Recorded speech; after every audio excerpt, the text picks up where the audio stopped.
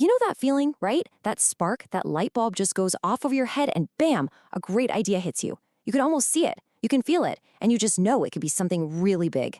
That initial rush of passion, that's what fuels every great journey. Okay, but let's just pause for a second, because here comes the really tough question. Passion is the fuel, for sure. But is there an actual engine to put it in? See, a great idea and a great business, they're not always the same thing. And figuring out that difference, that is your absolute first step to success. So, how do you find out if you've got a real business on your hands? Well, you don't just, cross your fingers and hope for the best. There's a tool for this. It's called a viability study, and it's how you stress test your idea against reality before you pour your time, your money, and your heart into it. Now, forget some boring, dusty report. Think of a viability study as your strategic roadmap. It's basically an honest, deep dive investigation that lets you see your idea from every possible angle.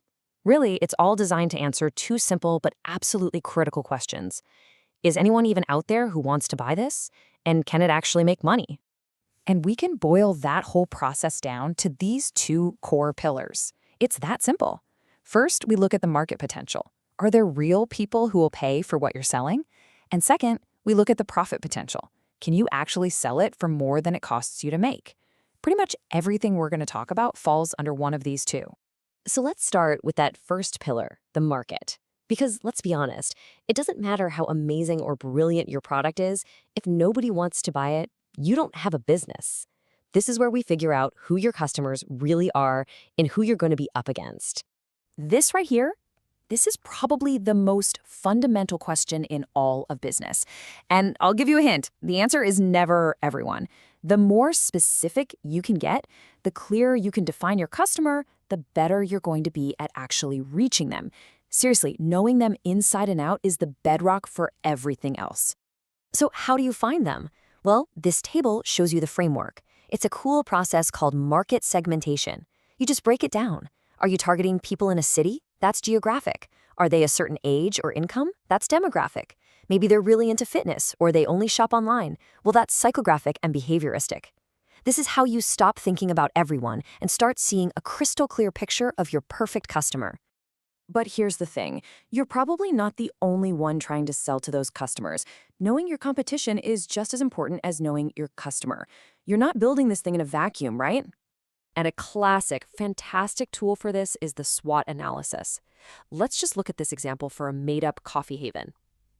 Internally, the stuff they can control. They've got strengths, like a great location, but also weaknesses, like a tiny space. Then externally, the stuff they can't control. There are opportunities like adding online ordering, but also threats like a new competitor opening up down the street. This simple grade gives you a full 360-degree view of where you stand. So now it's your turn. Think about your own idea. What are your unique internal strengths? What makes you different? And then look outside. What opportunities are out there in the market that you could grab? Just answering these two questions is a massive step forward. Okay, so let's say you've done your homework, you've found a market, you know who you're up against, but the million-dollar question is still on the table. Can the numbers actually work? And that brings us right to pillar number 2 of our study, profit potential. To talk about profit, you gotta first talk about costs, and they basically fall into 2 main buckets. You've got your fixed costs, think rent, salaries. These are the bills you have to pay no matter what, even if you don't sell a single thing.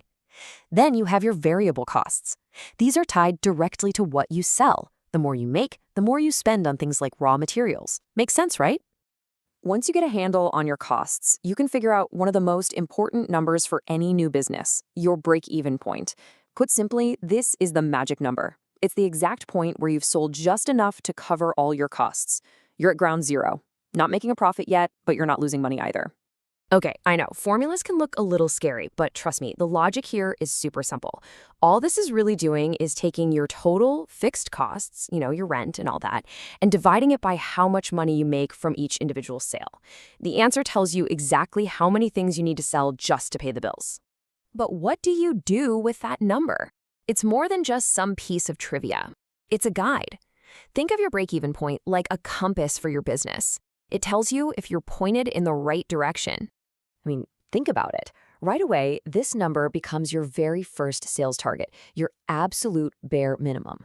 It also helps you realize, hey, maybe my price is too low, or whoa, my costs are way too high. It is the starting line, the baseline from which every single dollar of profit is built. All right, deep breath. We've looked at the market. We've looked at the potential for profit. Now, it's time to bring it all home and make the final call. Is this idea truly viable? And here it is. This is the ultimate definition. A viable idea has to do two things. First, yeah, it needs to be able to make a profit over the long haul. But just as important, it has to generate enough cash to pay the bills day to day. You need both. Profit on paper is one thing, but cash in the bank is what keeps the lights on. And really, that's what this whole viability test is about. It's about being smart and testing your assumptions before you bet the farm. You know, sometimes the bravest, smartest thing an entrepreneur can do is look at the data and decide to walk away from an idea that just isn't going to work. This whole process gives you the clarity to make that tough call, saving you from a huge mistake and freeing you up to find the next idea, the one that really will fly.